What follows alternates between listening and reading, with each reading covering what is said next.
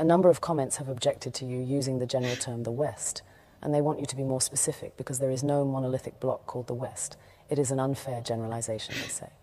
You know, it's strange, if you think about it. It's strange that you don't want me to call you the West. You don't want everyone to be lumped together under that term. It's not my term, it's your term.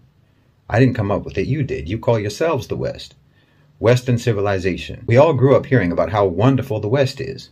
Western achievement, Western thought, Western enlightenment. You're happy to take collective credit as the West for whatever you think is good. But for the bad things, you want to disassociate yourselves from it. When you're talking about the bad things, then you're like, well, what West are you talking about exactly? Who do you mean by the West? The way you people tell the story, people like Douglas Murray or Jordan Peterson or Sam Harris or Richard Dawkins or Hitchens, Christopher Hitchens, all these types, you would think that every European on the continent participated in painting the Sistine Chapel. Everyone painting in shifts. All of you collectively invented penicillin, from the telephone to airplanes, from the cotton gin to the microchip. You all did that as one gigantic team effort. We, the West, abolished slavery. We, the West, gave women the right to vote. We, the West, developed modern technology. You like being called the West then, but just bring up just one of your innumerable atrocities, and then everyone starts looking around. Who, me? Oh, you must have me mistaken for some other person, some other West. Shaggy. It wasn't me. My forefathers didn't own slaves.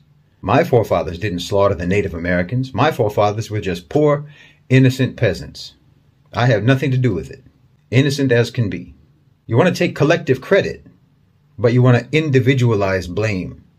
But you'll say that Isaac Newton, for example, is a product of the West. Michelangelo was a product of the West. Mozart was a product of the West. Leonardo da Vinci, Thomas Edison, Steve Jobs, they're all products of the West. But somehow your villains are all bastards, illegitimate children that you don't want to claim. No, Hitler was your child.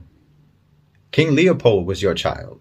Harry Truman was your child, a man who killed more people in a matter of seconds than anyone in the history of the human race. And not to mention every American president after Truman. From the Korean War to Vietnam to the dirty wars in Central and South America to Panama, the first and second wars in Iraq, Somalia, Afghanistan, Libya, Syria, and before Truman. I don't think that the United States has had a single decade in its history when it wasn't slaughtering some people somewhere in the world. These are all products of Western civilization too. But anytime these crimes get brought up, you deny collective responsibility.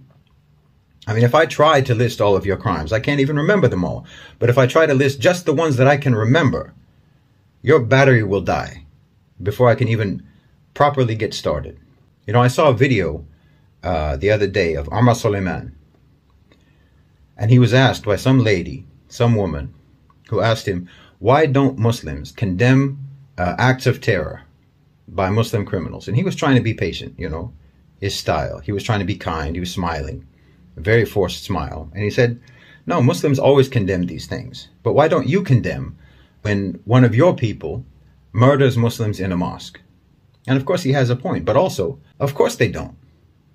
Of course you don't condemn those things. You've got statues of Winston Churchill, who starved millions of Bengalis and who used poison gas on the Kurds. You not only don't condemn your terrorists, you not only don't try them for war crimes as they should be tried, you re-elect them into office. Not just elect them, re-elect them. And you deny any responsibility for their atrocities. No, if you want to be called the West, when it comes to any positive achievements, then you have to accept being called the West for all the full catalog of inhuman, vicious, genocide, murder, rape, torture, bigotry, exploitation, oppression, assassinations, coups and subjugation, evil and brutality, all that your people have ever committed. That's why I always say Western civilization is a sarcastic term, because you never civilized.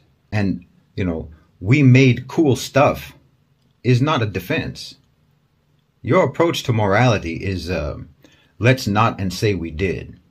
Let's not be moral, but say we are. You think that righteousness is denying the evil you do, not stopping yourselves from doing the evil. As long as you say you don't do it, or you call it something else, then somehow you're not evil when you do evil, as long as you don't admit it. It's upside down world. Every day is backwards day in the West. Bad is good, wrong is right. It's no surprise that you think that a person should be called whatever pronoun they self-identify as, because that's what